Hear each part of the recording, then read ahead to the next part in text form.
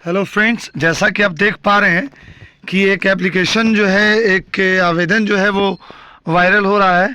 और वो इसलिए हो रहा है कि बिहार गवर्नमेंट से ये रिक्वेस्ट किया जा रहा है कि बीटेट बीपीएससी टीआरई 2.0 से पहले करवा दिया जाए, यानी कि एक बीटेट करवा दिया जाए। मेरा तर्क तो ये कहता है कि बीटेट क्यों करवाया जाए, क्योंकि साल में जब 2 बार हो ही रहा है सीटेट, तो आप सीटेट क्वालिफाई कीजिए, बीटेट क्यों करवाया जाए।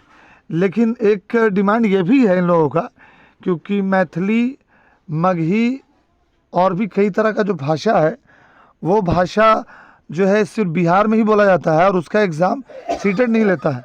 तो इसलिए उस भाषा के स्टूडेंट के लिए ये बीटेट का आयोजन किया जाए। तो समझते हैं इसको कि ये वायरल जो ये एप्लीकेशन है वो क्या है, उसको समझते हैं। वायरल एप्लीकेशन में लिखा है कि बीटेट 2023 परीक्षा का आयोजन करवाने के संबंध में सविनय निवेदन पूर्वक कहना है कि पुनः बीपीएससी टीआरई 2.0 बहाली आने वाली है, जिसमें बीटेट पेपर 2 पास की योग्यता अनिवार्य है। विदित हो कि बिहार में 2017 के बाद बीटेट नहीं हुआ। ये तो बात सच है कि 2017 के बाद बीटेट नहीं हुआ है, अभी तक नहीं हुआ है। इसलिए शिक्षा विभाग और बिहार सरकार ने से मांग करते हैं कि पुनः स्टेट 2023 के तर्ज पर, जैसे कि तेज़ गति से फॉर्म भराकर और तेज़ गति से एग्ज़ाम हुआ, और सच में उस बहुत तेज़ी से हुआ और उसका रिज़ल्ट भी 80% अबाउट में आया, 79 पॉइंट समथिंग भरवा कर एग्ज़ाम हो गया, ऑनलाइन मोड में एग्ज़ाम हुआ।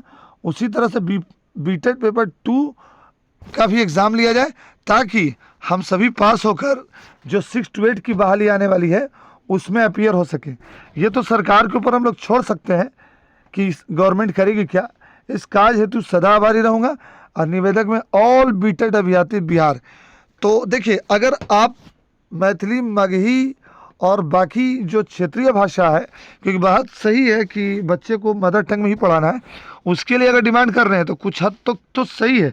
लेकिन अगर आप इसलिए डिमांड कर रहे हैं कि हम जो है बीटेट पास करके 2.0 में अपीयर हो जाएंगे, तो यदि आप सीटेट क्रॉस नहीं कर पा रहे हैं, तो अच्छा लगे या बुरा लगे, मेरे हिसाब से आपसे बीटेट भी नहीं हो पाएगा, नहीं हो पाएगा। क्योंकि ये बीटेट अगर होता है तो अच्छी बात है, हो जाए।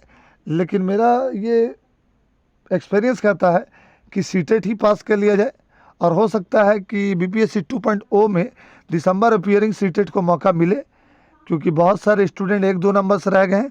और मैं रिक्वेस्ट भी करता हूँ बीपीएससी चेयरमैन अतुल सर से और बाकी प्राइम चीफ मिनिस्टर और डिप्टी सीएम से भी, कि ऐसा ही हो कि दिसंबर अपीयरिंग वाले को मौका दे दिया जाए और वो अपीयर हो सके, क्योंकि 1 नंबर 2 नंबर से ही छूटता है, अगर छूटता है तो सीटेट।